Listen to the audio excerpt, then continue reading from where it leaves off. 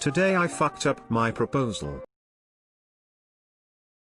This morning I decided to surprise my girlfriend with a proposal in bed. Not the most original or romantic approach, I know. Initially the plan was to pop the question over dinner last night, but alas, the build-up towards the big moment got the better of me. However, today I woke up determined to do what needed to be done. So, there I was, on one knee next to my girlfriend's side of the bed, waiting for her to open her eyes and see me holding the ring. The moment I attempted to wake her up, she groaned and rolled over, leaving me with nothing to look at but the back of her head. My heart was beating hard enough to hear. I leaned over my girlfriend and gently tapped her on the shoulder. Instead of waking up like a normal person, she hissed in her sleep like a fucking vampire before elbowing me in the face. I stumbled back and dropped the damn ring. My girlfriend woke up during the commotion and the first thing she saw was me bleeding from my nose. Not gonna lie, when she rushed over to comfort me I flinched. The hissing thing she did scared the shit out of me. After all the drama died down, I managed to recover the ring without her noticing. Speaking of recover, my nose still hurts. Tonight I'll try again. This time I'll make sure to propose while my girlfriend is wide awake and still human. TL Doctor attempted to surprise my girlfriend with a proposal in bed, but little did I know getting her to wake up required blood. Edit, I'm just gonna leave an update here for all the comments requesting an update. She said yes. My girlfriend is now officially my fiancé. Not that anyone really cares about this part, but my nose also stopped hurting. Make sure there's plenty of garlic in your dinner tonight. I'm gonna put on Blade after dinner, just to test the waters. I was proposed to in my future-in-law's bathroom while brushing my teeth. It was the beginning on a wonderful life. 34 years so far. I proposed to my wife outside Home Depot. Made it seem like I twisted my ankle and got on my knee and proposed. She loved it. Now Home Depot is a romantic place for us. My husband wins at proposals, I think. He always knew I wanted a spectacle of sorts, something big for the engagement. The weeks leading up, I had a sneaking suspicion he was going to pop the question at a show we were going to right after his 30th birthday. Boy, was I wrong. Rewind a couple months to April and his mom asking if I would help throw a surprise 30th for my husband. His birthday is in July, so I wasn't totally prepared for what she was planning 3 months out, but of course I said yes. Many weeks of coming up with excuses why I'm late from work or mysterious packages showing up that he couldn't look in, me actually succeeding at not spilling the beans on the surprise, and finally, the day had come. I was already super excited because I had given him a PS4 and some games as a gift, and we were headed to his parents for the surprise party. All of our closest friends and family were in attendance and I just couldn't wait to see his face, knowing I'd pulled off this awesome surprise. As we rounded the corner to the courtyard and everyone is shouting surprise, he turns to me and drops to one knee and bam. Hit me with the ring and the proposal. No one at the party knew what was happening and it was a spectacular moment. Turns out, way back before my Mill ever asked me to throw a surprise party, my husband walked the garden with her, got style, and planned this elaborate ruse. I unknowingly planned and threw my own engagement party and he didn't have to do a thing. I can see it now. Today I fucked up but writing a post on Reddit that was seen by my girlfriend and ruining my proposal a second time. Today I fucked up by being the reason my wife has had acne for years. My wife has extremely sensitive skin and she has always struggled with it. I've never cared about her having acne despite her being really insecure about it. She has seen countless dermatologists and other professionals trying to get rid of it to no avail. We have a small drying rack thing for our cleaning sponge in our bathroom. It's where a square cleaning sponge is kept and it's used to quickly clean the counters and mirrors if needed. Pretty handy, right?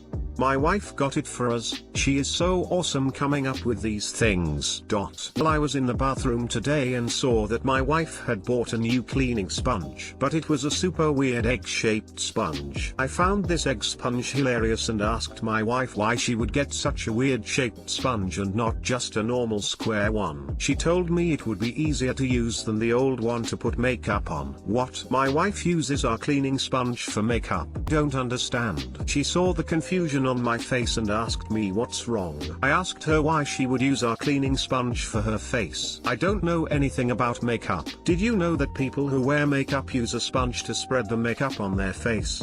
Well, I didn't. But now I do. My wife made sure to explain that to me very carefully. I had used my wife's makeup sponge for cleaning. She used that same sponge on her face and we believe that that's the reason for her reoccurring acne. The wife is not happy and I feel horrible. I asked her why was it on a drying rack and not in her makeup bag. To let it dry out after use, obviously. She didn't want any bacteria growing on the moist sponge, which could happen if she left it in her bag. Great thinking. If only I didn't make it a nest for bacteria by cleaning with it. I went out and bought her a bunch of new sponges, all different shapes and sizes, but not the square ones. I hope she can forgive my dumbass soon. TLDR, my wife has acne she can't get rid of. I had accidentally used her makeup sponge to clean the bathroom for years. She has used that same sponge on her face and we believe that has caused her acne. I am an idiot. Edit. Thank you everyone for the skincare advice and kind words. Be sure to tell my wife about it all. I'm definitely going to have to buy more than just sponges for her, so thanks for all the suggestions too. To answer a few questions that keep getting asked, my wife likes her privacy while using the bathroom when she gets ready in the morning. She doesn't use makeup that often because apparently that's bad for her face. So I've never really seen her using her makeup sponge, or then I've been too absent-minded to notice. I guess I'm not the sharpest tool in the shed. The makeup sponge I had mistaken as a cleaning sponge was a square one. They come in sheets and you just take one square piece out of it. Honestly, just like you would take out a cleaning sponge. That's the best explanation I have for them. I hope that makes it more clear.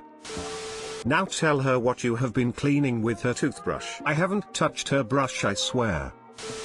Can we get an update if your wife's acne clears up? Sure thing. I actually really hope this was the reason for it, even if it is because of my idiocy. She has struggled with it long enough.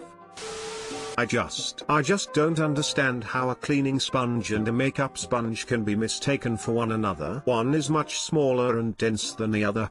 One would make cleaning very difficult because it physically covers a really small surface area. Feel like this is beyond a simple mistake. Or are the women using like kitchen or bathroom sponges on your face? How did she not smell chemical residue on the sponge when she blended by her nose? I have so many questions. I want to see the original sponge. How big is this sponge? Makeup sponges aren't that big, assuming this is flat/flattish. It also won't be bigger than your palm, so I don't understand how you thought this was effectively cleaning anything. Also, not only does he not know what a makeup sponge is, but he doesn't know what a cleaning sponge is. It's almost unbelievable. Wait, makeup sponges and cleaning sponges are completely different from one another. Today I fucked up by offering a father a kids menu. So quick backstory here. Ever since COVID neutered my primary job, I picked up a part-time job as a waiter at a local family joint until things get back to normal. Yes, I'm that optimistic. Anyways, so thanks to a no-show, I ended up taking over for the hostess. The duties are simple for reserving tables: write down the name, number of adults and children, and the estimated wait time. We get about 2 hours into my shift, and we're rapidly growing our list. I'm doing my usual, making small talk, big smiles. How's your day? Geez, look at that weather. We'll be ready for you in 10 minutes, yada yada. Then this humble looking father strolls on up. He's polite, and asks for a table for two. I jot down his name with a smile and reply with the sentence that will stay with me until the last molecule of my maggot-ridden corpse finally rots away, and one kid's menu. Yeah? Suddenly his brow furrows, and he looks like he's ready to tear me apart. Now I'm 6'2", 190 pounds, never feel threatened by anyone, but the look on this previously soft humble man's face put the fear of God into me. As I stood there confused, contemplating what I was rapidly assuming could be my last moments on earth, he leans in close and utters a simple sovereign, No. As my brain rattles around in my skull trying to piece together what he is aggressively objecting to, my peripherals finally decide to do their job and draw my brain's attention to his child. She's not a child at all, she's his wife. And she's a dwarf. She's refusing to even make eye contact with me, she's just fighting back tears and looking sheepishly away. I can't even. I'm literally just frozen. It's like my entire body was trapped in a factory reset for what seemed like 10 solid seconds. Once I realize how long I've just been staring at them like a frog, I manage to regain control of my body, and open my mouth to try and formulate some sort of panicked spastic defense, but the pair swiftly turn away and disappear into the crowd like Hannibal Lecter at the end of Silence of the Lambs. I'm just standing there staring at the spot they once were, suddenly finding the air horrifically thin, as I wait for my eyebrows to return from the back of my head. So yeah, I definitely ruined this poor woman's night, if not her week. I have no way to rectify my actions, and I am at an utter loss for words. Too long didn't read, I mistook a dwarf for a child and offered her a kid's menu. There is so much second-hand shame to be had here. By all means take some, I've got a surplus of shame, ripe for the taking. Oh shit, that almost hurts to read, lol. And that's why we don't ever go outside or talk to people. A valuable lesson. I am around 5 feet tall, and I have been since I was a young teenager. I stopped growing around 14 or 15. At 18, I was out for dinner with my whole family. The waiter was really cute. I wanted to flirt with him, but couldn't because family. But you know, maybe he thinks I'm cute even without me flirting?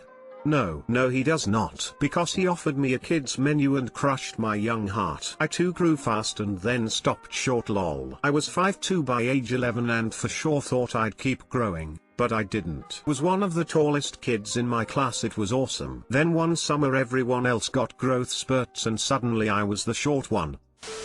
This is the worst today I fucked up I've read. I felt physical pain reading this. You clearly haven't read the one where the guy shreds his tongue with a razor blade.